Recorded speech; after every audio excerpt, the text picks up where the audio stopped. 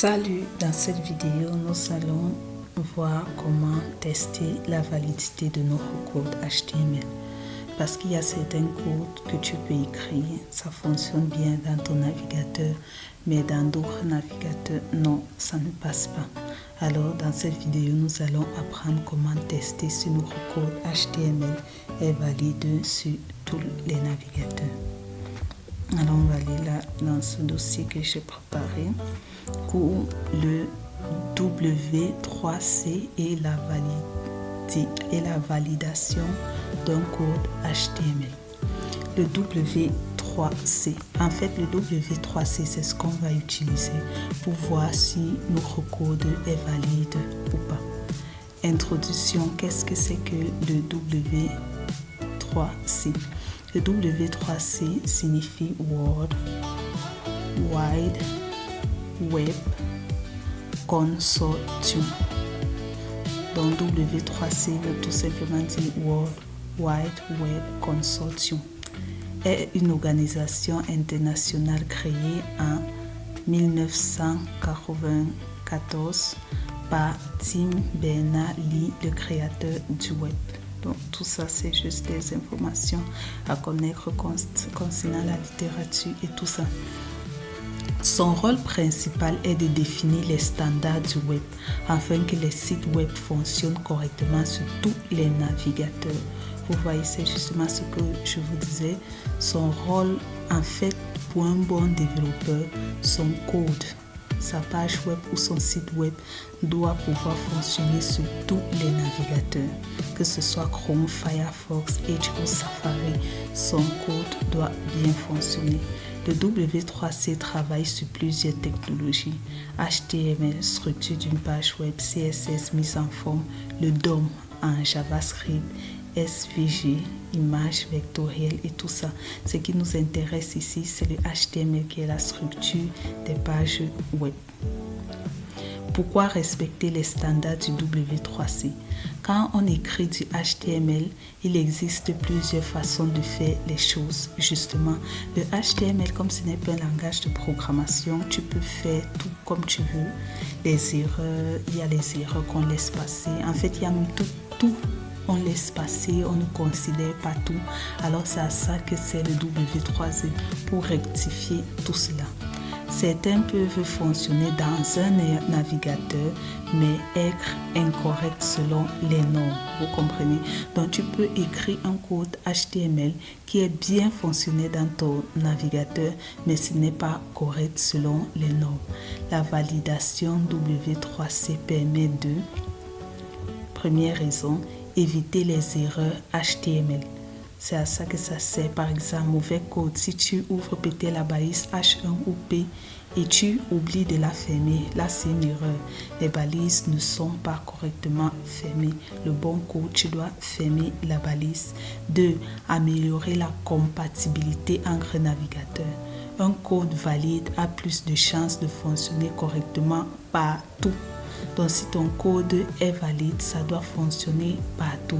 Améliorer le référencement. Les moteurs de recherche comprennent mieux une structure HTML propre.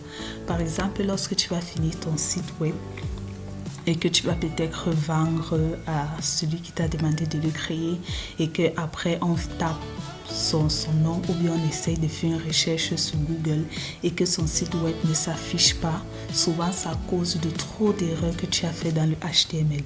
Quand tu fais beaucoup d'erreurs dans le HTML, ça empêche le référencement en fait. Ça empêche les moteurs de recherche de trouver ton site web ou bien de rechercher ton site web en fait. Désolé, voilà pourquoi c'est important que ton code HTML respecte la structure et la norme W3C. Par exemple, on a header H1, mon site header est plus compréhensible que utiliser plusieurs divs. Lorsqu'on parlait des balises sémantiques, je vous ai parlé de ça. Faciliter la maintenance du code. Un développeur qui reprend ton projet comprendra plus facilement un code bien structuré. Justement, je vous dis toujours ça. Un code propre, lorsqu'on va voir les bonnes pratiques, on va comprendre ça. Un code propre est vraiment facile à maintenir et facile à comprendre pour les autres. Qu'est-ce que la validation HTML? La validation HTML consiste à vérifier si ton code respecte les règles définies par le W3C. Tout simplement, si ça respecte les normes du W3C, alors ton code est valide. Le validateur analyse quoi? Qu'est-ce qu'il analyse? Il analyse les balises utilisées, si tu as utilisé la bonne balise au bon moment pour dire la bonne chose. Il regarde aussi les attributs, il analyse les attributs, si les attributs ont bien et bien les bonnes valeurs. Il regarde la structure du document, si tu as respecté la structure de base du document. Il regarde la syntaxe HTML, par exemple quand on parlait des balises que tu ouvres et que tu ne fermes pas, quand ce sont les balises paires. Il indique les erreurs, les avertissements, les informations utiles. On va voir ça tout à l'heure lorsqu'on va essayer de tester la validité d'un code HTML. Le validateur officiel du W3C. Le W3C propose un outil appelé W3C Markup Validation Service. Vous vous rappelez du mot markup. Markup, si vous vous rappelez bien, il y avait ça dans le HTML. Il y avait le mot markup qui voulait, parce que le HTML veut dire Hypertext Markup Language. Tout simplement. Hypertext Markup Language. Et vous voyez qu'ici, on retrouve le même markup. C'est pas forcément une erreur. Il permet de tester une page HTML. Par exemple, voici l'adresse. Je vais vous montrer ça tout à l'heure. Il y a différentes méthodes de validation. Première méthode, justement, on en parle, la validation par fichier. C'est cette méthode qu'on va utiliser lorsqu'on est encore en train de travailler dans notre ordinateur et tout, et que rien n'est encore en ligne, on est encore en local et tout ça. On utilise plus souvent la méthode de validation par fichier que je vais vous montrer. Elle permet de tester un fichier HTML présent sur l'ordinateur. Vous voyez sur ton ordinateur. Donc, tu n'as pas besoin d'avoir un fichier qui est en ligne. Étape, ouvrir le validateur, choisir Validate by File Upload, cliquez sur Choose File, sélectionnez ton fichier HTML, cliquez sur Check. On va voir tout ça. Là, j'ai mis exam index.html et nous allons voir. La deuxième méthode qui est validation par URL. Elle permet de vérifier une page déjà publiée en ligne. Donc, si tu as déjà peut-être publié ton site et que tu veux vérifier après si c'est valide, tu peux utiliser ça aussi. Le validateur va directement analyser cette page. Troisième méthode, validation par insertion du code. Tu peux copier ton HTML directement. Étape, tu choisis validation by direct input. Coller ton code, clique sur check. Comprendre les résultats du validateur. Pour comprendre et interpréter les résultats du validateur, on a premier cas, code valide, message, document check-in completed, no error or warning to show. Là, ça montre que ton code est valide, il n'y a rien, c'est propre. Cela signifie que ton HTML respecte les standards et tout. Deuxième, on met erreur, exemple, code. Par exemple, on a ça. Résultat, error, element img is missing required attribute alt. C'est-à-dire, comme je vous disais toujours, qu'on doit mettre l'attribut alt dans les images. C'est pas pour rien. Si tu ne la mets pas, on va détecter une erreur. Explication, la balise image doit avoir l'attribut alt. Correction, dès que tu mets l'attribut, ça va. Les erreurs fréquentes détectées par W3C. Balise non fermée. Par exemple, là, tu ouvres de la balise P et tu ne la fermes pas. Mauvais emplacement d'une balise. Exactement. Là, on voit que tu mets la balise title dans le body. Alors que c'est pas ça. Tu vas voir qu'en local, ça va donner, il n'y aura pas de problème. Mais lorsque tu vas envoyer dans le W3C, il y aura forcément une erreur. On dit là que ça doit être utilisé dans les heads. Attribut obligatoire oublié. Par exemple, dans la balise IMG, on sait qu'on a l'attribut SRC qui est obligatoire. Mais toi, tu ne la mets pas. Alors, il y aura toujours une erreur qui sera généré. Utilisation des anciennes balises HTML. Ancienne méthode, par exemple, on a Senta. Je vous ai montré cette balise, c'est une ancienne balise. Je crois que dans le HTML, on ne la connaît plus vraiment. Dans le HTML5, je crois qu'elle ne fait plus partie. Là, on a exemple complete. Exemple complet d'un pas. Pardon, exemple complet, c'est que comme c'est mélangé entre l'anglais et le français, je me perds un peu. Exemple complet d'un HTML valide. Par exemple, on a là, bon, on va sauter tout ça. Les limites du validateur W3C. Le validateur de W3C validator ne vérifie pas si ton site est beau, donc la beauté vraiment c'est toi qui vas juger, si ton CSS est bien écrit, si ton JavaScript fonctionne, si ton site est rapide, si ton design est responsif et tout ça, ça on ne connaît pas encore. Dans les prochaines vidéos on va pouvoir comprendre tout le reste. Pour le moment là on ne comprend pas encore trop ça. Il vérifie uniquement la validité, voilà, du HTML. Donc, en conclusion, le validateur W3C est un outil indispensable pour tout développeur web débutant ou professionnel. Un bon développeur ne cherche pas seulement à faire fonctionner son code, il cherche aussi à écrire un code propre, standard, accessible, compatible avec les navigateurs. Le validation W3C est donc une étape importante après la création d'une page HTML. Donc maintenant que nous connaissons tout ça, que nous avons déjà compris c'est quoi le W3C, nous allons donc passer au niveau pratique. Ok, je vais venir là dans mon navigateur. Moi, j'habite ouvert. Ok.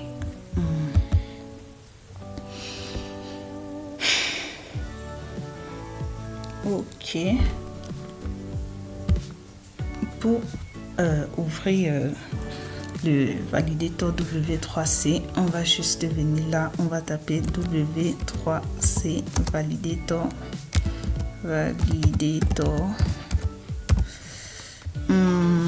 validator.org normalement.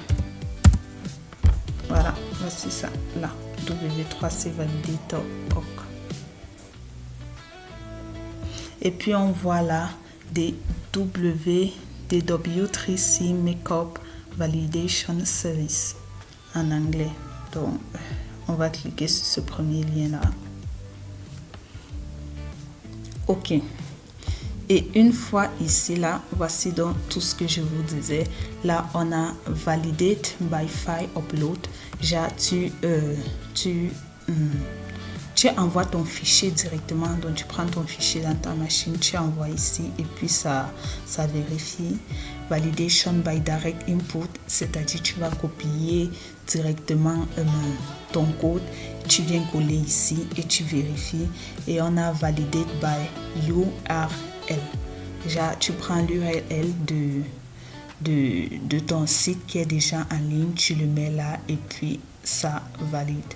Nous, on va prendre Validate by File Upload. On va cliquer là. Là, ça met parcourir. OK. C'est-à-dire parcourir pour sélectionner le fichier. Là, ça s'ouvre directement dans mon machin. OK. Imaginons par exemple que je suis là. Ça s'ouvre dans le dossier personnel. Je me mets peut-être à chercher. Ici, je cherche mon dossier HTML5 où on avait mis tous nos projets, j'entre là. Par exemple, je vais vérifier quoi? Je vais vérifier ça, HTML, notre fichier index.html. Donc, je clique dessus et puis choisir. Et puis, on va cliquer sur Check. On met Document Checking Completed, No Error or Warning to Show. Ok, on va venir voir ça. Vraiment, il n'y a pas d'erreur ici. Alors, essayons de générer certaines erreurs pour voir un peu ce qui se passe. On va prendre par exemple le meta K7C et on va venir le mettre là, peut-être à la balise body. On fait du n'importe quoi juste pour qu'on puisse comprendre. On va mettre là une image. On va pas mettre la bonne adresse ni la description. On va mettre là encore quoi, un paragraphe. On va écrire hello, mais on va fermer, on va enlever la balise fermante. On peut encore faire quelle erreur courante. Voilà, je pense qu'on peut s'arrêter là d'abord.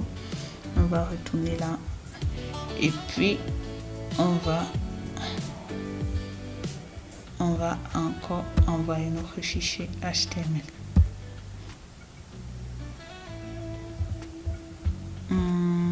Check. Ok. Là, on voit les erreurs. On voit la error. Attribute car set not allowed to element meta at this point. Je relis.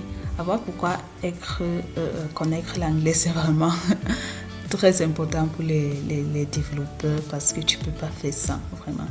On met error. Attribute car set not allowed on element meta at this point. At this point.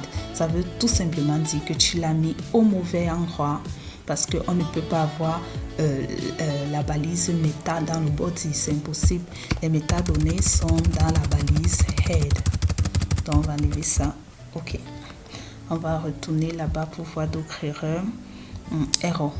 Element meta is missing one or more of the following attributes: content, item property, line from line 9 colonne 5 to line 9 colonne 26. Donc tout simplement c'est toujours parce que j'ai mis mon meta cassette là-bas.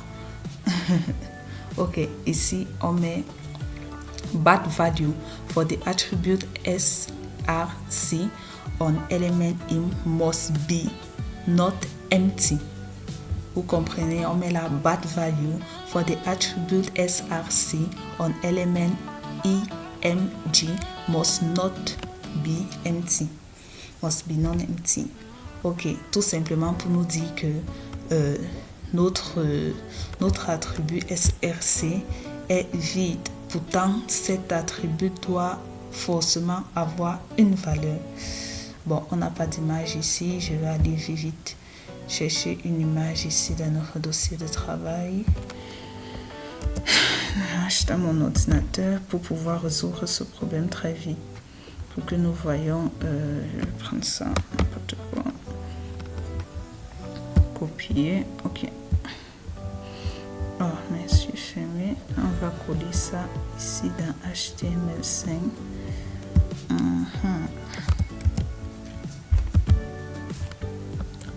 CTRL-V. Ok.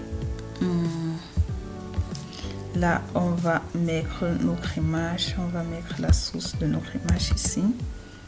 Ok. On va pas mettre la description pour voir.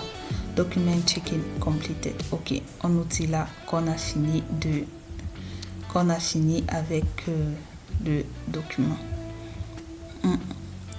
Pour afficher cette page, les informations précédentes transmises doivent être envoyées. Ok, renvoyer tout simplement. Ok. On va juste rentrer en arrière. Encore. Ok. Et là, on va encore renvoyer. On va rentrer encore. Oh, je suis sorti complètement. Ok. Là, upload by file. On va encore envoyer ici notre page HTML. Choisir et puis check. Document check-in, no error or warning show. Bon, ils n'ont pas détecté l'erreur si l'attribut alt n'a pas de valeur.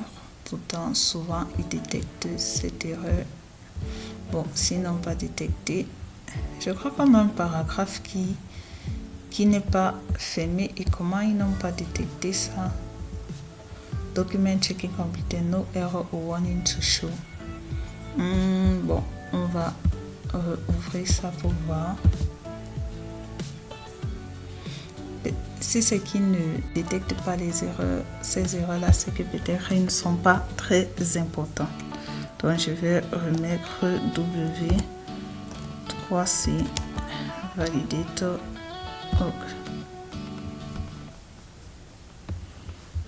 Ok.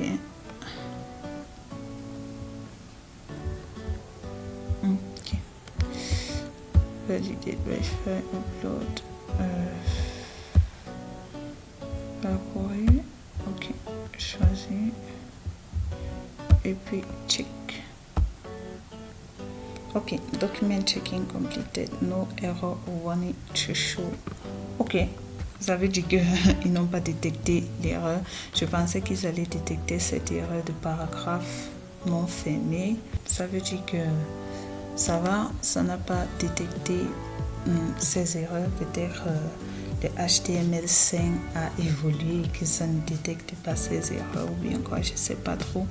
Mais c'était de cette façon-là qu'on vérifie la validité de notre code. Vous avez vu quand j'ai mis la balise méta dans le body, ça a généré une erreur. Donc c'est comme ça quand vous finissez de coder, parce que vérifier que votre code est valide est vraiment important, parce que vous pouvez avoir des sites web qui fonctionnent bien sur certains navigateurs et pas sur d'autres.